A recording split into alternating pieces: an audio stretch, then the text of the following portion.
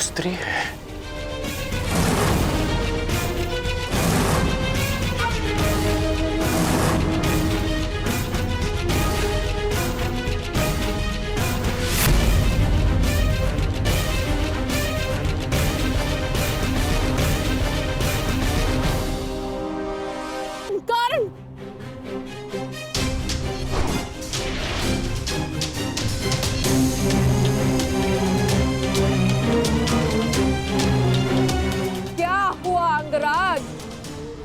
भयभीत हो, युद्ध करो। एक स्त्री पर अस्त्र उठाना किसी भी योद्धा के धर्म के विरुद्ध है।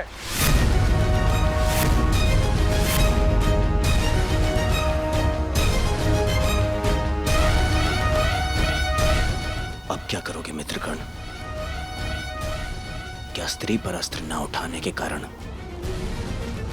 हम दिग्विजय का पहला ही युद्ध हार जाएंगे? रुको मत अंगराज, युद्ध करो, क्योंकि जब तुम युद्ध करोगे तब तुम पराजित होगे, और जब हस्तिनापुर पराजित होगा तभी वो आएगा, तभी वो आएगा।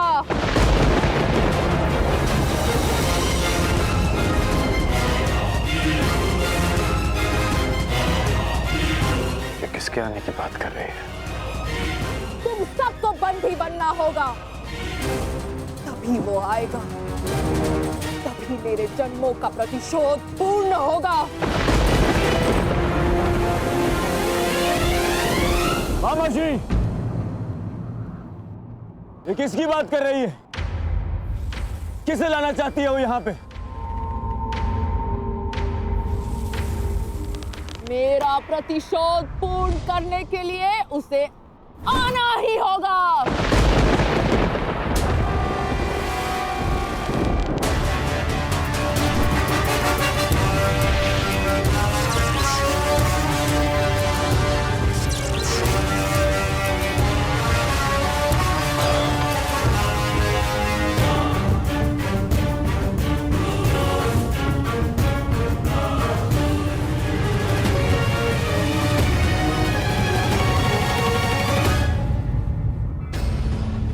दिव्य कवच तुम्हें प्रहार से बचा सकता है अंगराज, परंतु कब तक?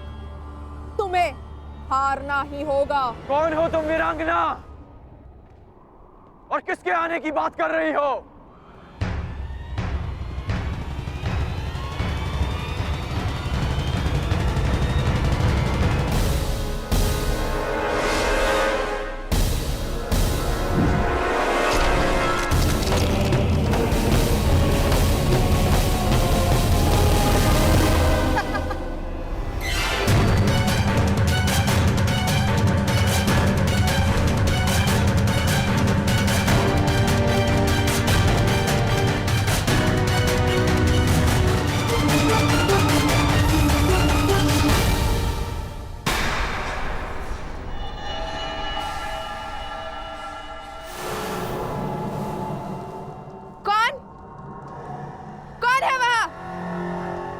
किसने मेरे प्रहार को रोका है?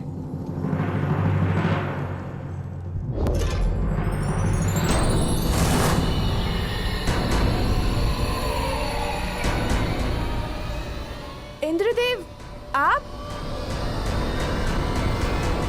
पर आपसे तो मेरा कोई बैर नहीं। मेरे पुत्र से बैर कर कर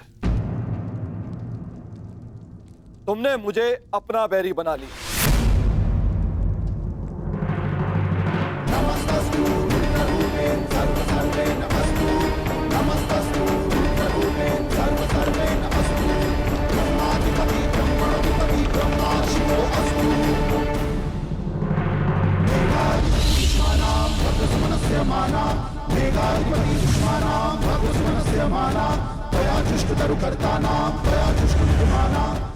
आप ऐसा नहीं कर सकते।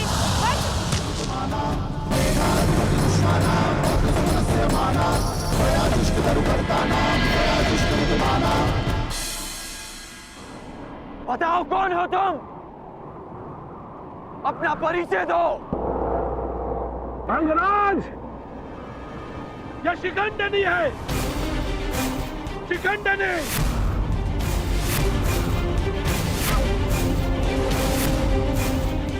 मेरी पुत्री।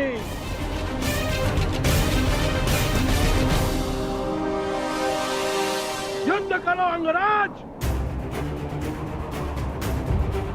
क्योंकि पांचाल में वीरों का परिचय उसके युद्ध कौशल से होता है, उसके पुरुष या स्त्री होने से नहीं।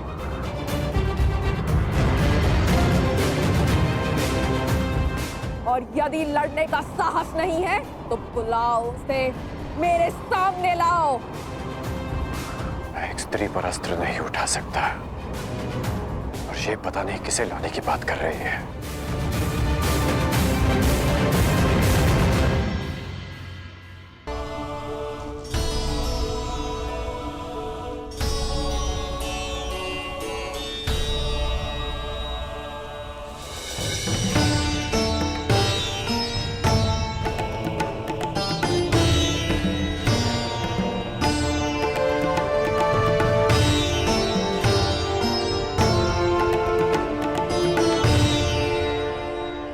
ये परिश्रम का समय है पुत्र अर्जुन।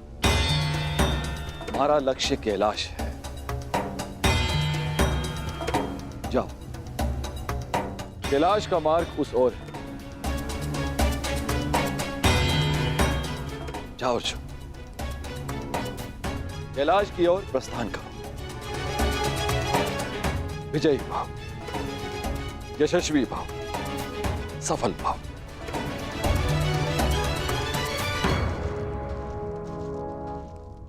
अपने पुत्र के मार्ग से मैंने बाधा हटा दी।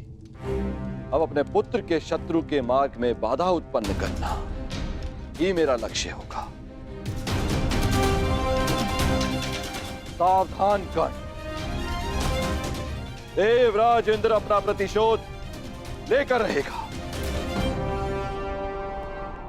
कौन? प्रहार करो। यदि तुमने प्रहार नहीं किया तो मैं प्रहार करूंगा। नहीं युवराज, नहीं।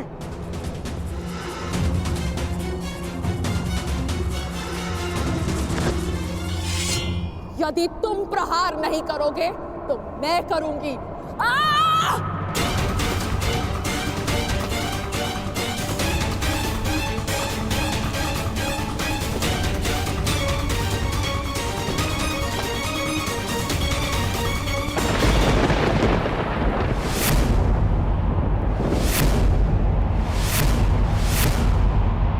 आ गया वो। आज मेरे जन्मों का प्रतिशोध पूर्ण होगा।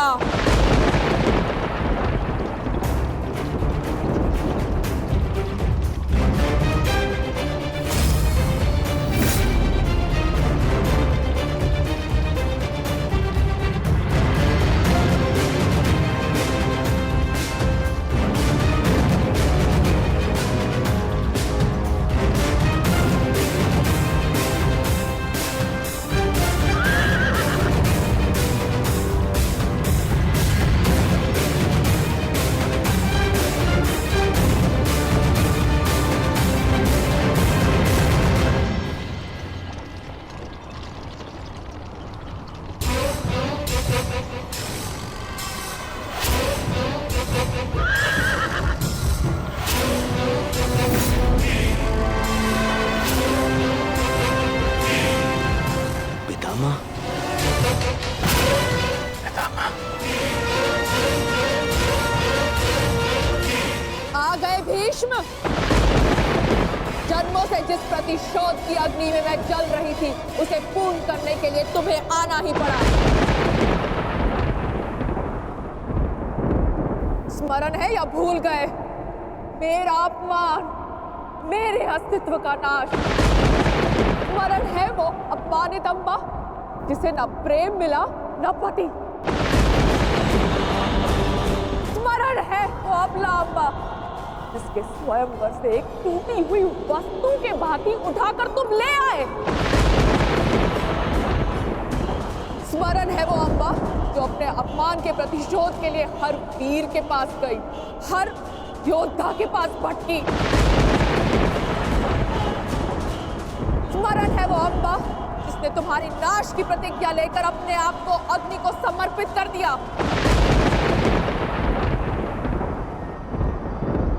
हाँ भीष्म, मैं उसी अम्बा का पुनर्जन्म हूँ। शिखंडिनी, शिखंडिनी, शिखंडिनी।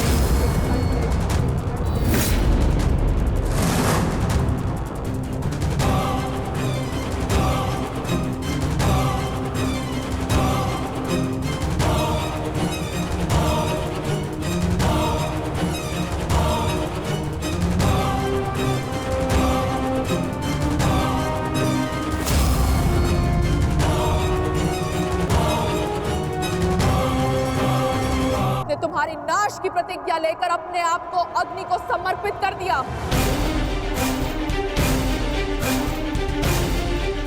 हाँ भीष्म, मैं उसी अम्बा का पुनर्जन्म हूँ। शिखंडिनी, शिखंडिनी, शिखंडिनी।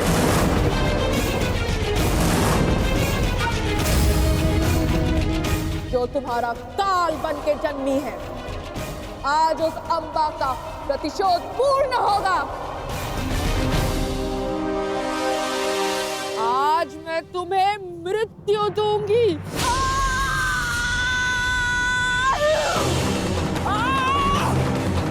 कौन? पितामह को बचाओ, रोको उसे।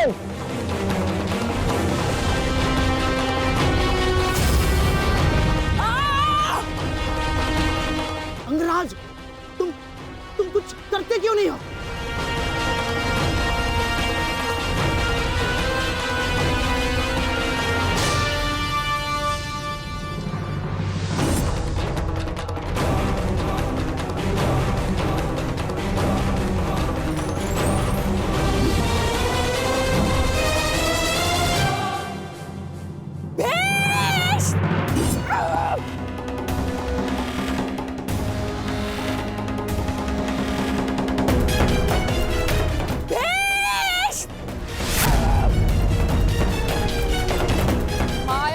के बच नहीं पाओगे भीष्म।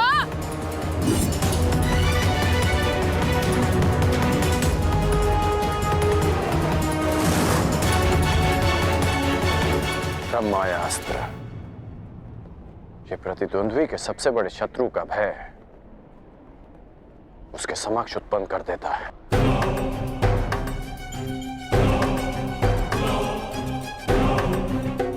आज मैं तुम्हारे हर एक प्रतिबिंब का नाश कर दूंगी।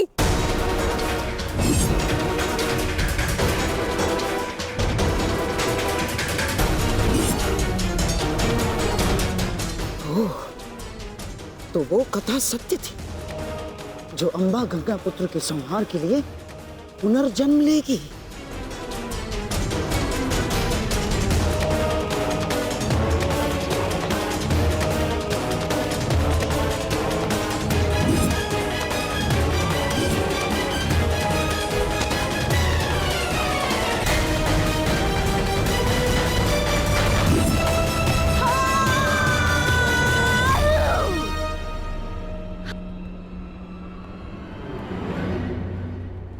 मुझे मेरा प्रतिशोध लेना है।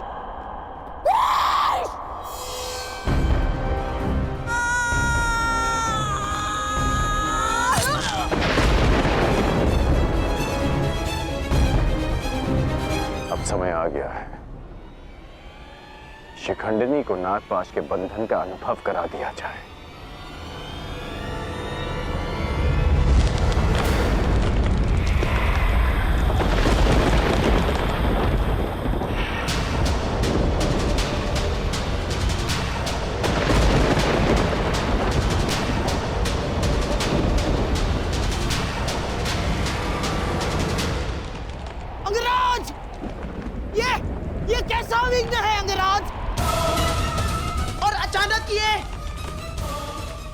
जलवायु परिवर्तन कैसा?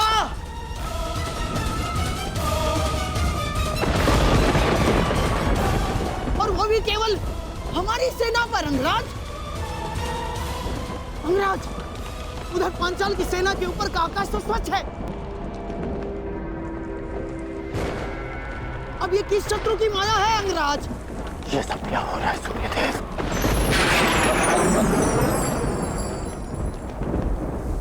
ये सूर्यदेव नहीं मूर्खगण, ये मैं, तुम्हारा परम शत्रु देवराजेंद्र।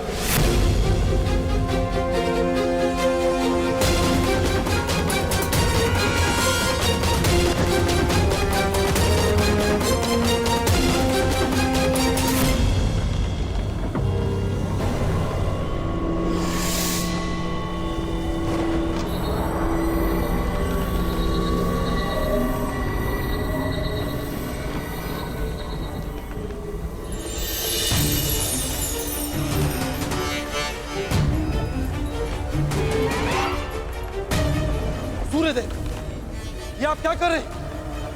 अब क्यों मेरे मार्ग में आ रहे हैं? देवताओं के राजा होने का ये अर्थ नहीं है कि आप ही को अपनी शक्तियों का प्रयोग करने का अधिकार है।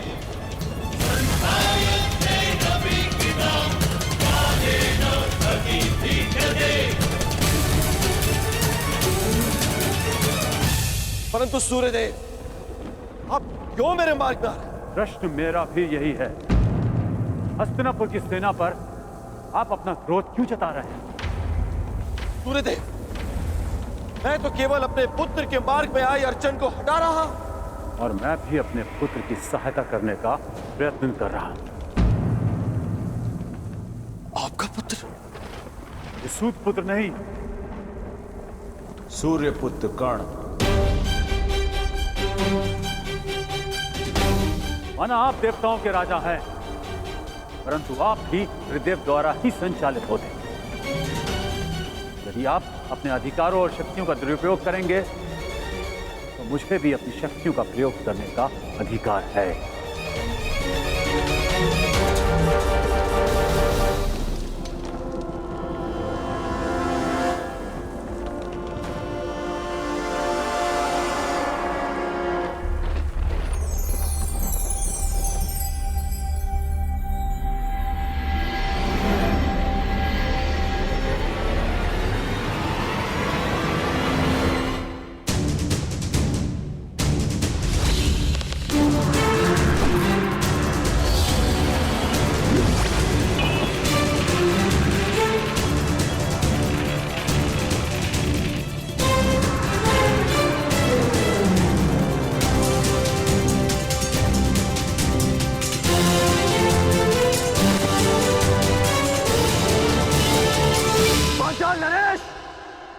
यदि अपने राज्य का विध्वंस नहीं चाहते हो तो अपनी पराजय स्वीकार करो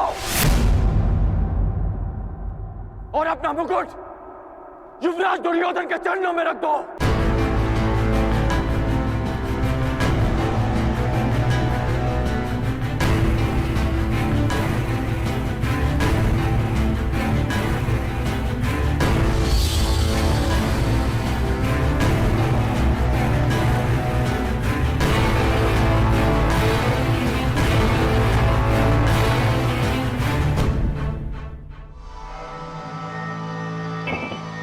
मामाश्री, आज इस विजय से मेरी उस पराजय के अपमान का दंश मेरे हृदय से निकल गया जब मैं आचार्य द्रोण को उनकी गुरु दक्षिणा नहीं दे पाया था। मेरा सम्मान स्वीकार कीजिए वीरांगना। निश्चित रूप से आप एक महान योद्धा हैं।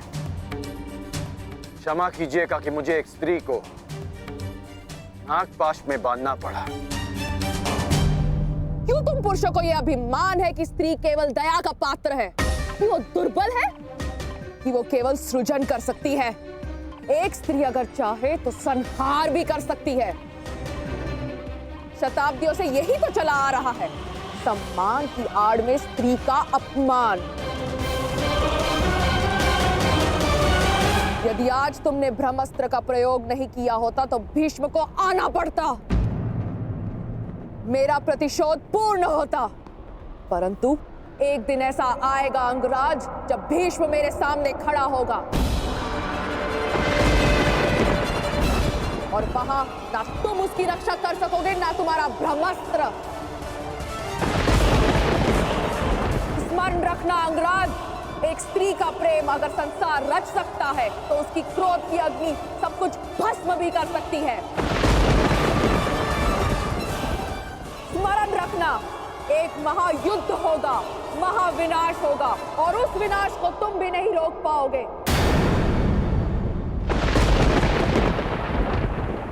जहां तुम भी अपने घुटनों पर बैठकर अंतिम सांस लोगे। स्मरण रखना कर्ण।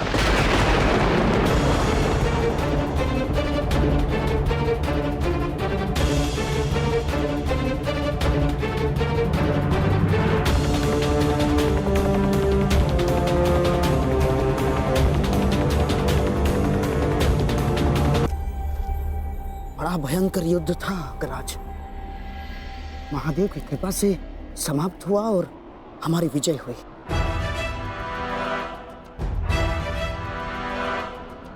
अभी कई युद्ध शेष हैं और कई विजय प्राप्त करनी है गांधार नरेश। हाँ। मैं इस दिग्विजय यात्रा को अंत तक अवश्य पहुंचाऊंगा।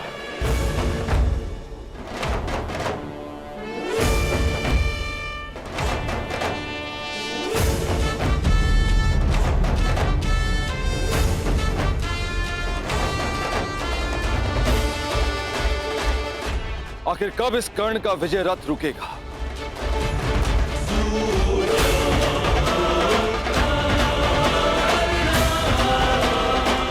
अब तो मैं खुलकर कुछ कर भी नहीं सकता, कोई प्रहार नहीं कर सकता, क्योंकि तुरंत सूर्यदेव इसके समर्थन में आ जाएंगे। सूर्य पुत्र कर्ण,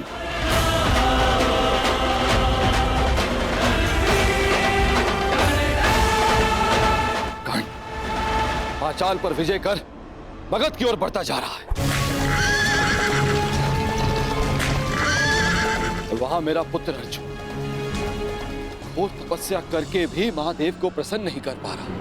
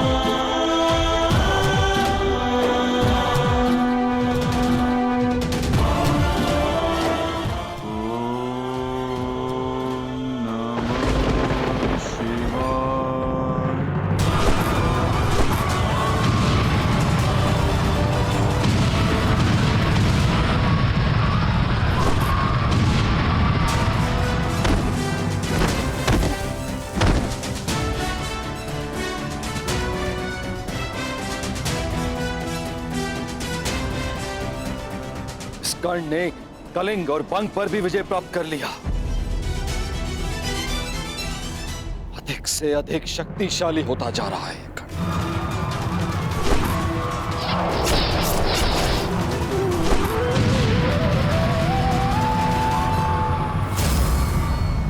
अर्जुन, सब पर शीघ्र प्रसन्न होने वाले महादेव ना जाने कब मेरे पुत्र अर्जुन पर कृपा करेंगे।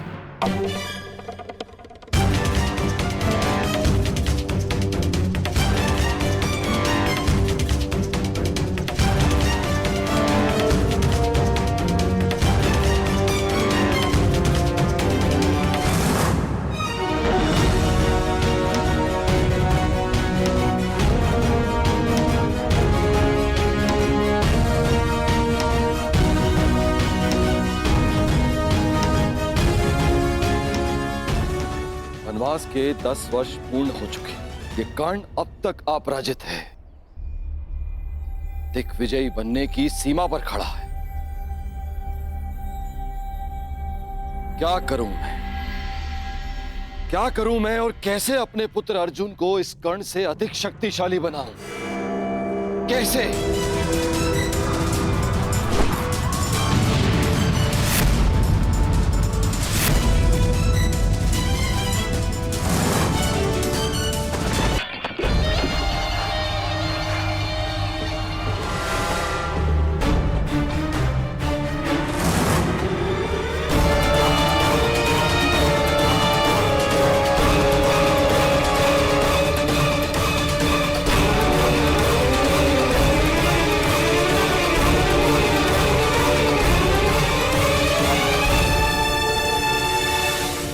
बंग, छेदी, कलिंग, मगध, त्रिगध, मत्स्य, इन सब पर या तो विजय मिली है या इनसे संधि हुई है युवराज। आपके चरणों में भारत के सारे राजाओं के मुकुट प्रस्तुत हैं। कुछ ने स्वेच्छा से दिए हैं और कुछ के शीश काट कर लाए गए हैं। असत्य भाषण तुम जैसे वीर पुरुष को शोभा नहीं देता अंगराज। अभी तक दिग्विजय संपन्न नहीं हुई है, क्योंकि इन मुकुटों में एक मुकुट तो है ही नहीं। उग्रसेन का मुकुट अंगराज। द्वारका अंगराज, द्वारका। अभी तक तुम्हारा द्वारका पर विजय पाना शेष है अंगराज, और द्वारका पर विजय पाए बिना मेरे सम्राट दुर्योधन की दिग्विजय अधूरी होगी अंगराज।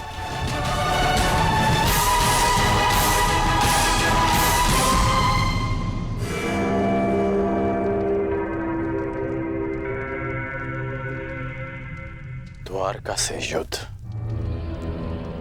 यानी वासुदेव से द्वंद्व। क्या आप नरसंहार का प्रण लेकर हस्तिनापुर से निकले थे गांधार नरेश? रक्त की नदियां बह जाएंगी, परंतु वासुदेव और श्री बलराम को हराना असंभव है। लोग इन्हें यूं ही अवतार नहीं कहते। अवतार की कथा पे वो विश्वास करते हैं जो कृष्ण से भयभीत हो।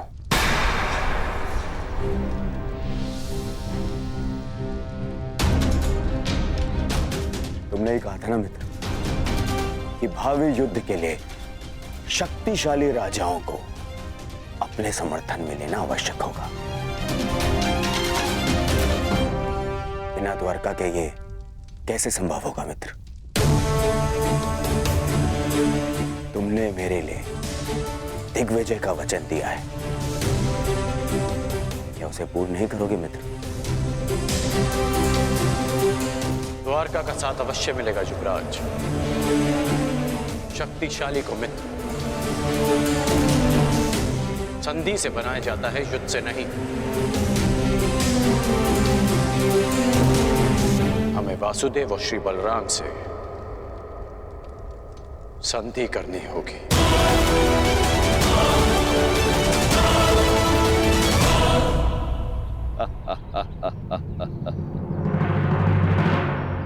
द्वारका से संधि? द्वारका से तुम्हारी संधि नहीं होने दूंगा कर्ण। तुम्हारे विनाश का जो अवसर मैं खोज रहा था वो तुमने स्वयं मुझे दे दिया है। अब देखना बलराम कैसे तुम्हारा विनाश करेंगे। ना ही ये सूर्यदेव बलराम के आगे कुछ कर पाएंगे और ना ही गोवर्धन उठाकर मुझे नीचा दिखाने वाला वो वासुदेव कृष्ण।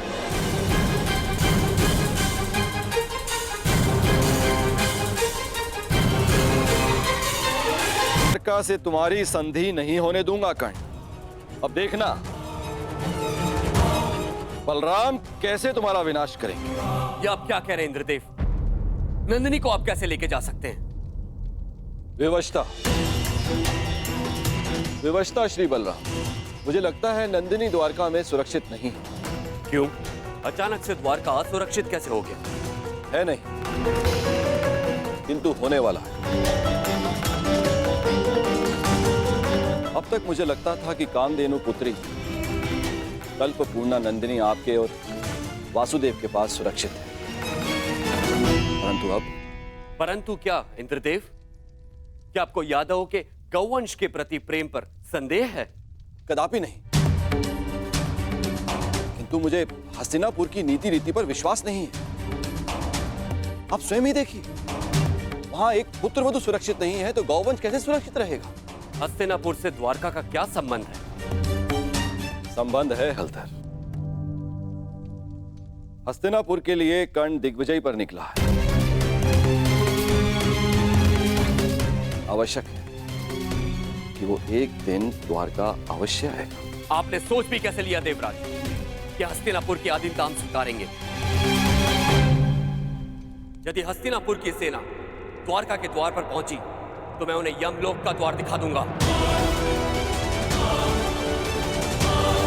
और वो यदि संधि के लिए आए तो? संधि? संधि तो एक बहुत अच्छा विकल्प है। संधि से विकास के द्वार खुलते हैं। बड़े ही भोले हैं आप महाबली। आप उस हस्तिनापुर से संधि करेंगे जहां पुत्र वधु के वस्त्र हरण किए गए। आप उस हस्तिनापुर से संधि करेंगे जहां आपके फुफेरे भाइयों को द्यूत में छल कपट से हराया गया। याद रहे, कर्ण भी उनके साथ है। एक सूत पुत्र से संधि करेंगे। द्वारका में वर्ण भेद नहीं है इंद्रदेव। किंतु कर्मों का क्या? उस कर्ण ने छल कपट करके अपने गुरु से विद्या प्राप्त करी। खुले दरबार में द्रौपदी का अपमान होते देखा। आपके बहनोई अर्जुन के प्राणों का प्यासा है वो, कोई योद्धा नहीं है वो, एक छलिया है। और आप चले हैं उनसे संधि कर। आपको स्मरण है कि वो आपसे संधि क्यों करना चाहते हैं? मैं बताता हूं आपको, ताकि जब पांडव वनवास से वापस लौटे और युद्ध आरंभ हो तो उन्हें आपका समर्थन मिल सके। हे महाबली, क्या आप ऐसे लोगों की सहायता करेंगे जिन्होंने विश्व में एक नारी के साथ क्रूर कर्म किए?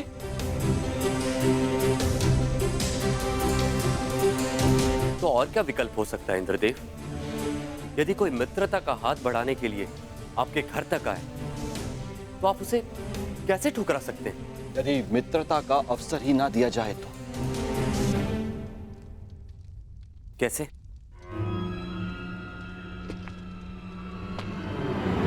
अश्वमेघ यज्ञ से। इससे पहले कि वो कर्ण द्वारका पहुंचे, आप अपने नाना श्री के प्रतिनिधि बनकर यज्ञ आरंभ कीजिए। अश्व छोड़िए। यदि कर्ण ने उस अश्व को जाने दिया तो वैसे ही हस्तिनापुर आपका अधीन हो जाएगा। और यदि रोक लिया तो आप युद्ध करके उसका नाश कर सकते हैं। ये अच्छा विकल्प है।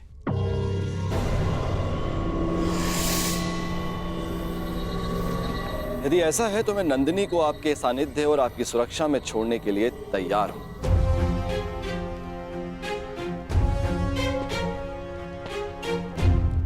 दाऊ,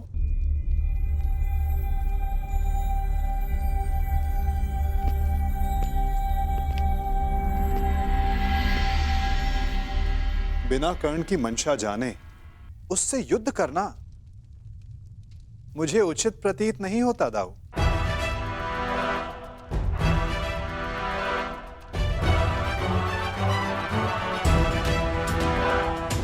मुझे ऐसा प्रतीत होता है कि आप नंदिनी की सुरक्षा करने में समर्थ नहीं।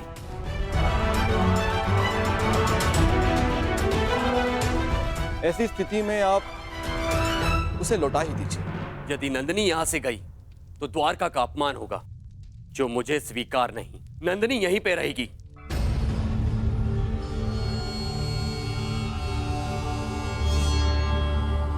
अश्वमेघ यज्ञ का आयोजन होगा कन्हैया?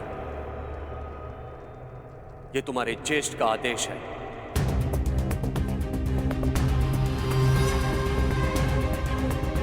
क्या तुम्हें अस्वीकार है? यदि अश्वमेध यज्ञ नहीं हुआ तो नंदिनी द्वारका को छोड़कर चली जाएगी और यह द्वारका के लिए बहुत ही अपमानजनक बात होगी। क्या यह स्वीकार है?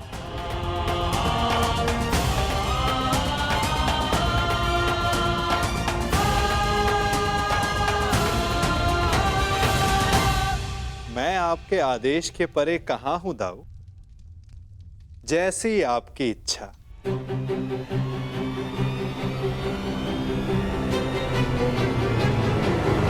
तो ठीक है, यज्ञ के लिए उत्तम अश्व की व्यवस्था करो और पहले ही मुहूर्त में यज्ञ प्रारंभ होगा।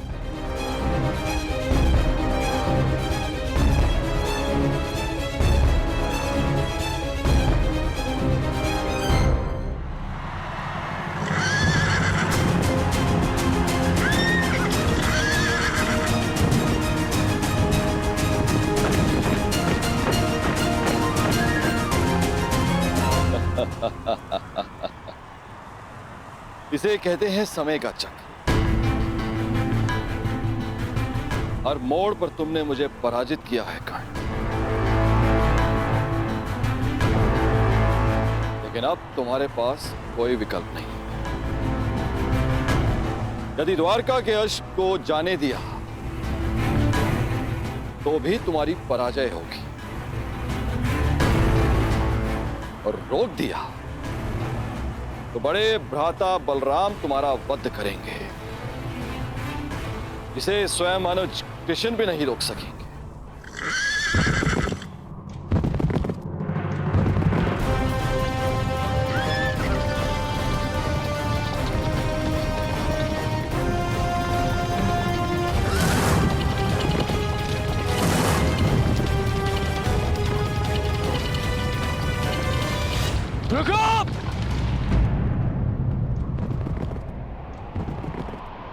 क्या हुआ मित्र? रुकने का संकेत क्यों किया? द्वारका के निकट ही है। अश्व के पश्चात के स्वर सुनाई दे रहे हैं युवराज। ये अश्व की नहीं, तुम्हारे पतन की पश्चात है ये कर्ण।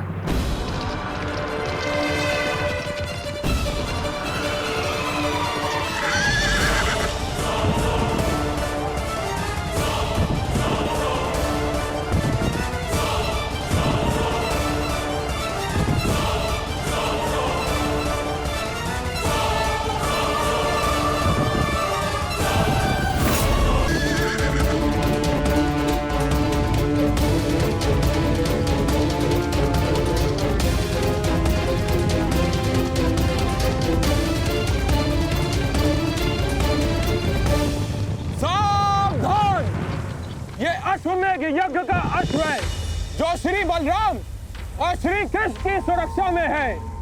इसे रोकने वाला नारायणी सेना के साथ युद्ध को निमंत्रण देगा। अंगराज, ये अश्वमेध यज्ञ कर रहे हैं तो हम भी दिग्विजय यात्रा पर निकले हैं। रोक लो यश, हो जाने दो युद्ध। आज उस छलिए कृष्ण को भी हस्तिनापुर के वाणों का स्वाद चखने दो। नहीं मामाश्री, बात केवल कृष्ण की नहीं, हलधर बलराम की भी है।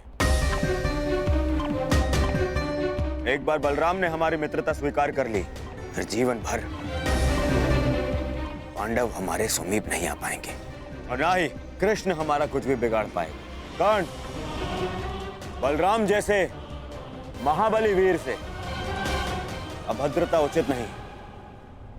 नहीं दुर्योधन, ना। आज इस अश्व को यूं ही जाने दिया तो सारे भारतवर्ष में यह संदेश जाएगा, यादवों का वर्चस्व स्वीकार कर लिया है हस्तिनापुर ने। ना मेरे सम्राट, ना।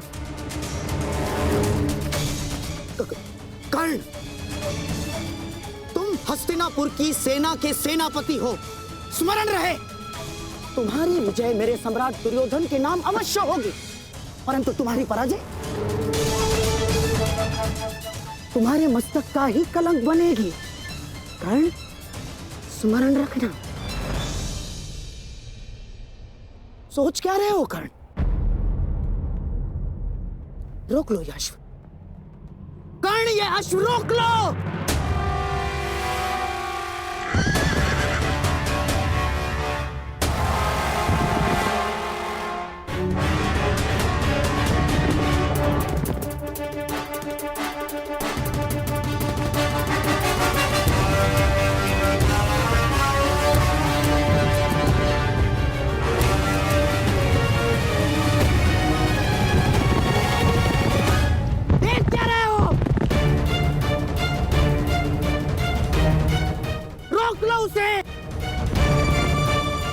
नहीं। कर्ण,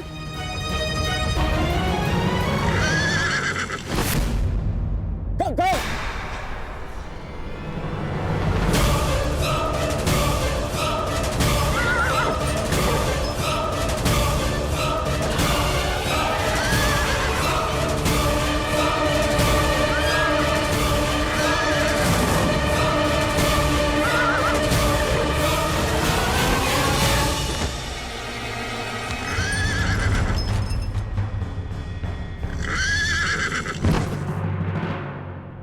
ये तुमने क्या किया मित्र? कब श्री बलराम का कोप सेना होगा हमें? अश्व को रोका गया है। आक्रमण!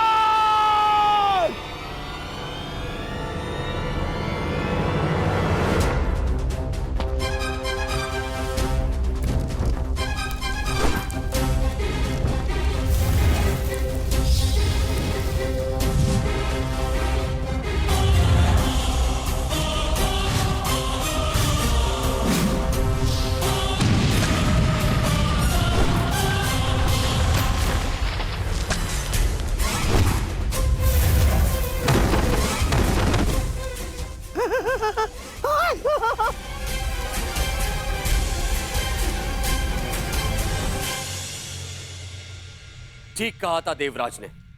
यह कर्ण बड़ा ही उद्दंड और दुस्साहसी है। द्वारका के अश्वमेघ यज्ञ के अश्व को रोका है उसने। हमारी सेना पर आक्रमण किया है उसने। मैंने कहा था ना दाऊ कि ये योद्धा तनिक विकट है, परंतु उसने अभी तक बलराम के हल और गदा की विकटता नहीं देखी है। हस्तिनापुर को अपने हल की नोक से उखाड़कर भूमि में गाड़ दूंगा मैं जानता हूं कि तुम्हें कर्ण प्रिय है, परंतु जो भी द्वारका के सम्मान की सीमा को लांघे वो मुझे प्रिय नहीं। अब कर्ण को मेरा सामना करना ही होगा। अब जैसी आपकी इच्छा दाऊ। मैं तुम्हारी इच्छा जानना चाहता हूं कन्हैया। क्या इस युद्ध में तुम भाग लोगे या नहीं? अब दाऊ की इच्छा है तो कन्हैया को तो आना ही होगा, परंतु क्या? परंतु इस युद्ध में मेरी भूमिका कुछ और होगी दाऊ, क्योंकि आने वाला योद्धा महारथी है और इस युद्ध में सामना करने के लिए आपको एक चपल सारथी की आवश्यकता पड़ेगी।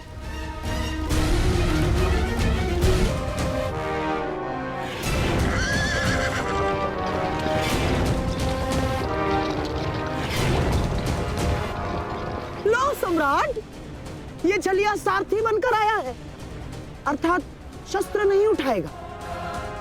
विजय निश्चित है सम्राट, विजय निश्चित है हमारी।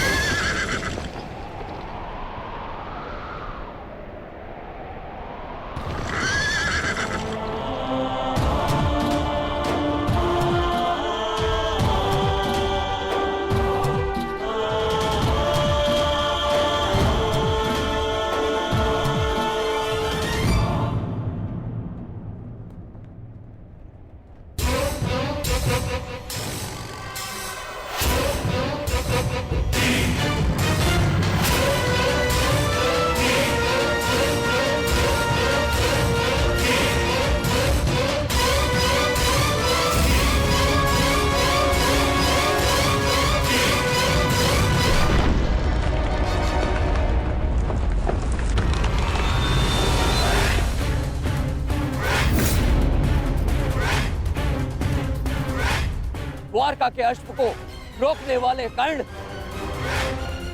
तेरा सामना बलराम से है।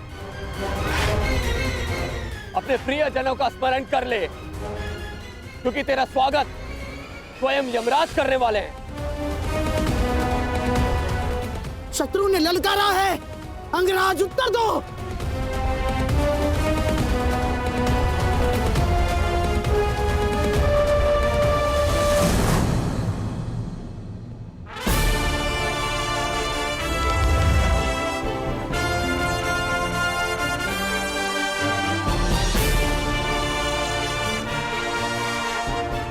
इस छलिए कृष्ण ने हमारे कई बनते काम बिगाड़े हैं दुर्योधन। आज इसकी पराजय का आनंद हम उठाएंगे। द्वारका का पतन होगा।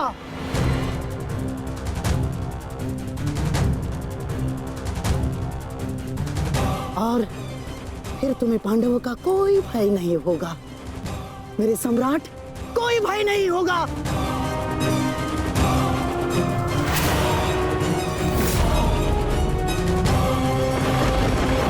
बाण संधान करो कर्ण। तुमने वाण संधान किया और मेरा प्रतिशोध पूर्ण होगा। आज मेरे एक परम शत्रु की हार निश्चित है, या तुम्हारी या कृष्ण की।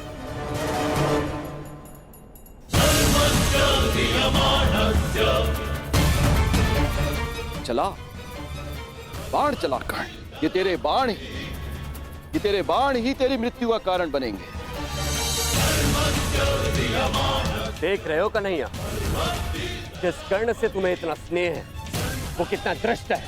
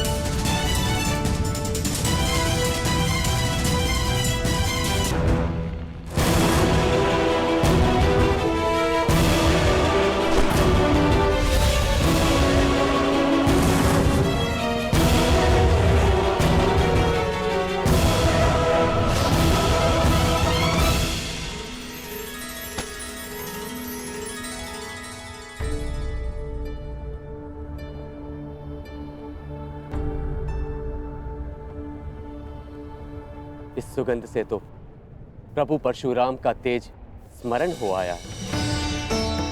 ये कैसा प्रहार है? प्रहार नहीं, आभार है दाऊ।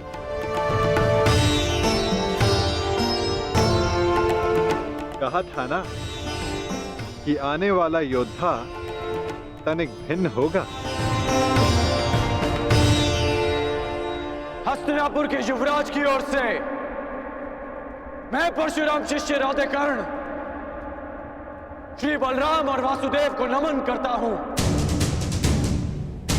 शत्रु को नमन? जिस प्रकार आकाश में आया हर मेघ वर्षा नहीं लाता, उसी प्रकार आगे बढ़ने वाला हर पग शत्रुता का नहीं होता हलधर।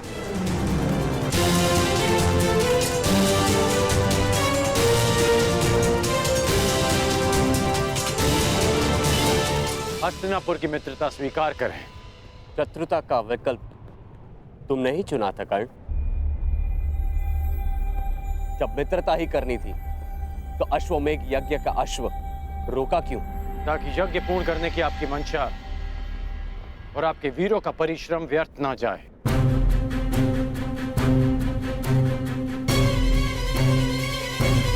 इस अश्व को ध्यान से देखिए। इस अश्व का दायां कान कटा हुआ है।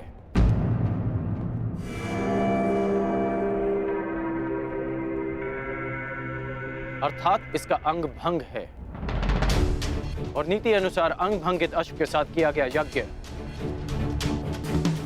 फलदायी नहीं होता। इसीलिए मैंने आपके इस अश्व को रोका।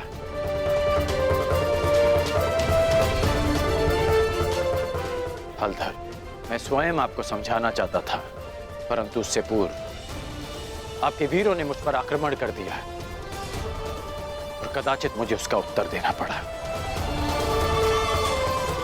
परंतु आपने स्वयं देखा होगा कि मैंने उन्हें केवल निशस्त्र किया, उनके प्राण नहीं लिए। तो तुमने मेरी सहायता करने के लिए अश्व रोका। अद्भुत, हम प्रसन्न हुए।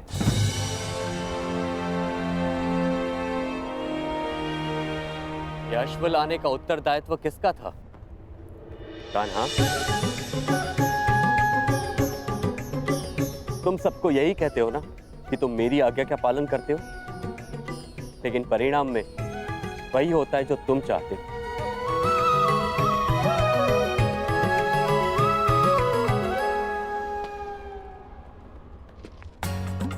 अब क्या करूं दाऊ, मेरा भाग्य ही ऐसा है। भाग्य नहीं, धूर्तता है तुम्हारी।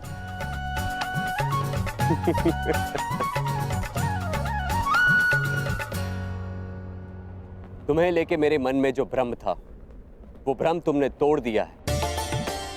हम प्रसन्न हुए। कहो, क्या इच्छा है?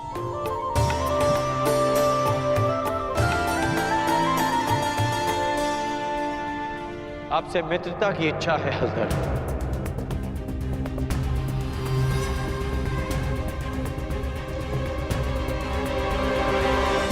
और एक आश्वासन भी बलराम, आवश्यकता पड़ने पर आप और आपकी सेना हस्तिनापुर की सहायता अवश्य करेंगे।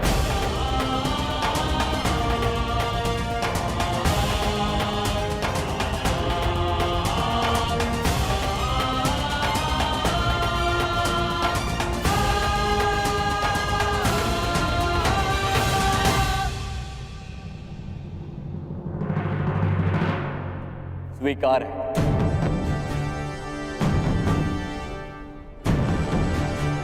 परंतु मैंने तुमसे कुछ मांगने को कहा था कर्ण। इस समय मेरा लक्ष्य युवराज दुर्योधन को सर्वशक्तिशाली बना देना है।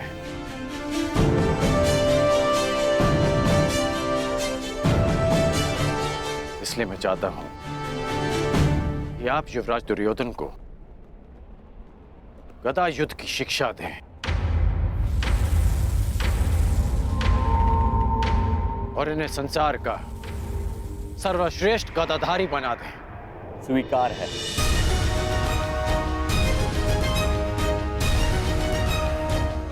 आओ, द्वारका का आतिथ्य ग्रहण करो।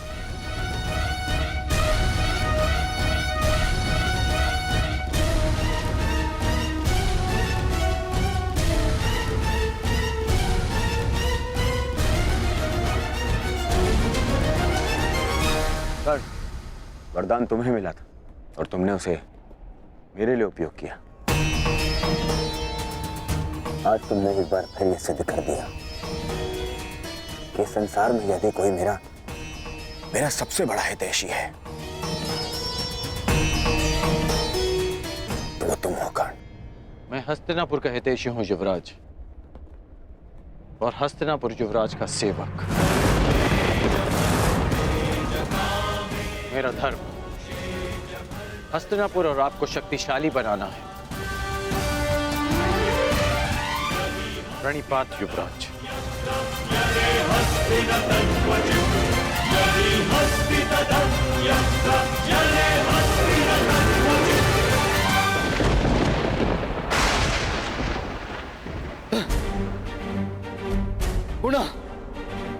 गुणा मेरे प्रयास आज सफल हुए। मेरे इतने कठोर परिश्रम के बाद भी उस कर्ण को द्वारका का समर्थन मिल ही गया। उस कर्ण की दिग्विजय पूर्ण हुई। अभी तक मेरे पुत्र अर्जुन को कुछ भी प्राप्त नहीं हुआ, कुछ भी नहीं। समय आ गया है, समय आ गया है, मुझे ही कुछ करना होगा। इस कर्ण के सौभाग्य को दुर्भाग्य में परिवर्तित करना होगा।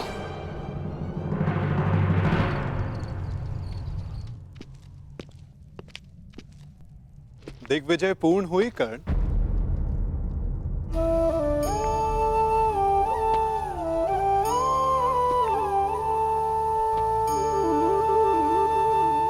लगभग 12 वर्षों तक तुम लगातार युद्ध करते रहे हो।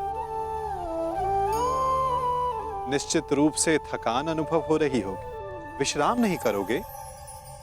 मित्रा के लिए शरीर की थकान से अधिक मन की शांति होती है केशव। मेरा मन अशांत है। एक परिवर्तन का स्वप्न लेकर मैंने अपना जीवन प्रारंभ किया था। तू स्वयं ही परिवर्तित हो गया केशव।